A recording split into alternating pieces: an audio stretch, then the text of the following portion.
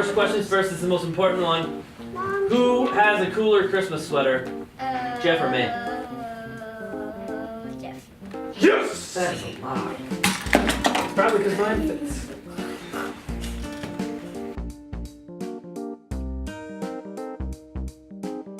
Ben, how long ago was Jesus born? I don't remember. You don't remember? If you had to guess, how long ago do you think it was? 1 day ago. Like 1 day ago? It's good. Close. Good guess. All of the other reindeer used to laugh and call him Steve. Steve. Bill. Earl. Steve. Sure, Steve. How did Mary and Joseph get to the barn? With the dark. A donkey? Man, you Do know a you- lot about Christmas. Do you know who or what that donkey's name was that they rode?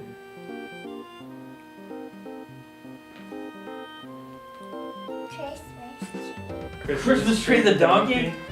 Where was he born? I can't do it. You can't. Here's the question me and Jeff have been wondering is like about this donkey.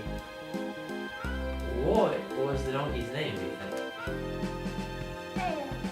I don't know either, but what if you had to guess? What if you had to make up a name for a donkey? What's a good name for a donkey? Oh dear, what's your guess?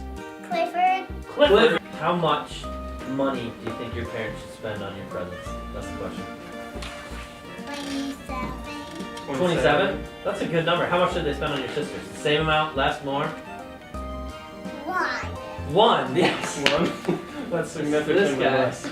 How much money do you think your parents should spend on your Christmas presents? 201. 201? 201 what? Pennies? $9. Dollars? Okay, what should they spend on Jordan and Addie and Ben? How many dollars? More than you? Less than you? 1? One. I think that's fair. That seems fair. How much money do you think your mommy and daddy should spend on your Christmas presents? 3. 3? I think they'd agree with you. 100? Or just 3? 300? Or just 3? Just 3? Three's a good number. And your brother. Say they got to buy presents for Jonah too. How much? More than you? Less than you? What? How much did they spend on Jonah? 1. 1. That's right. You know what? That's a common answer. Yeah, that's a common answer. And what's so special about Christmas? Why do we even? Celebrate? Yeah, why do we even celebrate? Because it's Jesus' birthday. What's special about it? What would you say is the most special thing about Christmas? Okay, so time out. If you open up your presents and you rip them open and there is the Paw Patrol, what face are you gonna make? Big smile. Oh, that's a good face. Good face. Time out. What face are you gonna make if you go Christmas, you run down under the tree, you hear a box and it's like, and then you rip it open and you find a cat in there. Show me the face that you're gonna make. That's a good surprise face.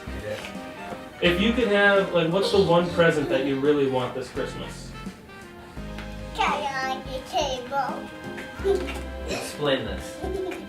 Well, if you could unwrap your favorite present, what's the one present that you want this year for Christmas? Oh, I got the Christmas thing to go out.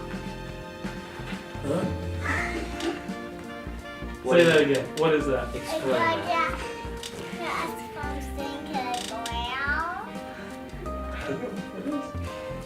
What's the face you'll make if you open up the present and that's the present that you open? What's the face you're gonna make? Really? That was pretty exciting.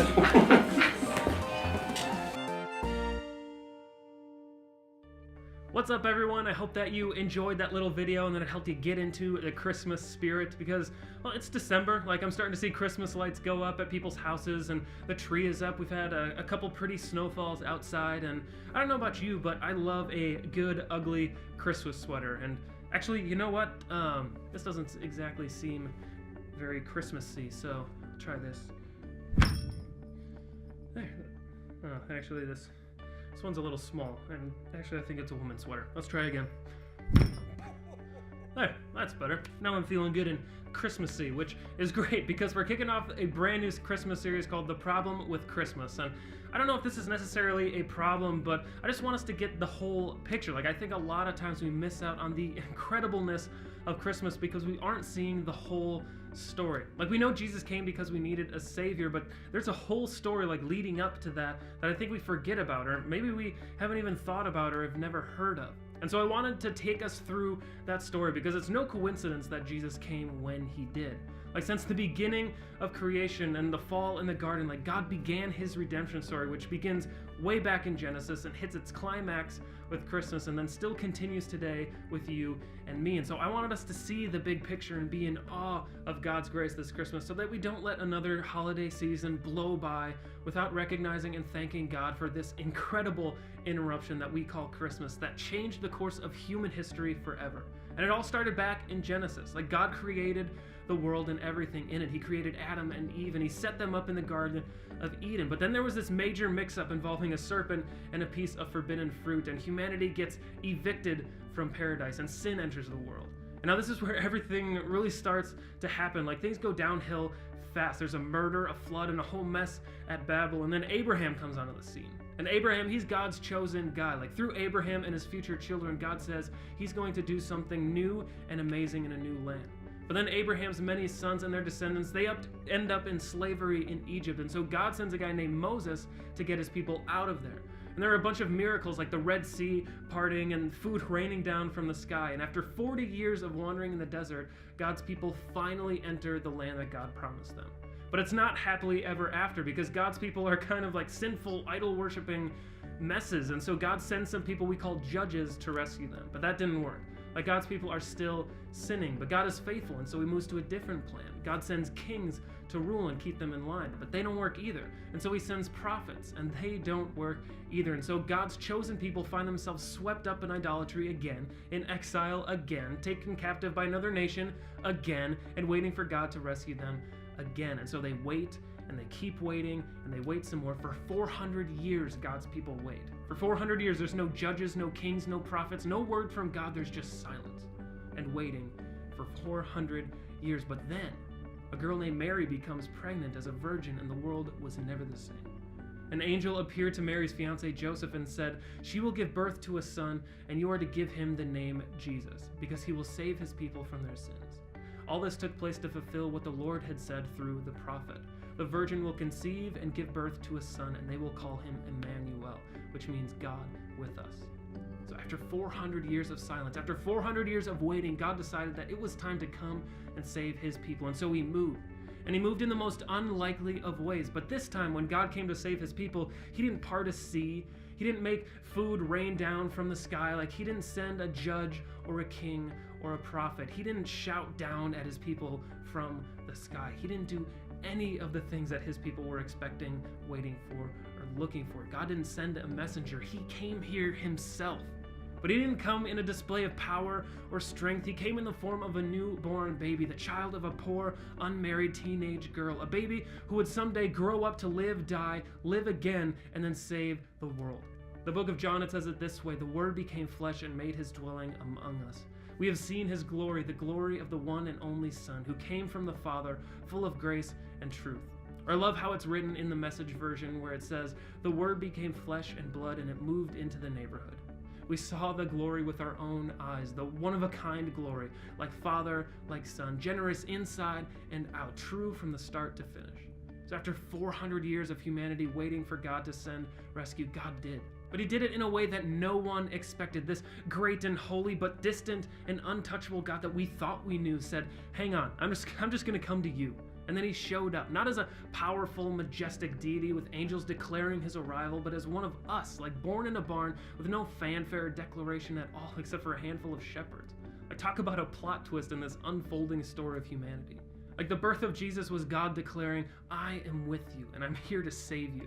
It was unexpected, and it was a demonstration of God's incredible character and grace. And so I want to end with this.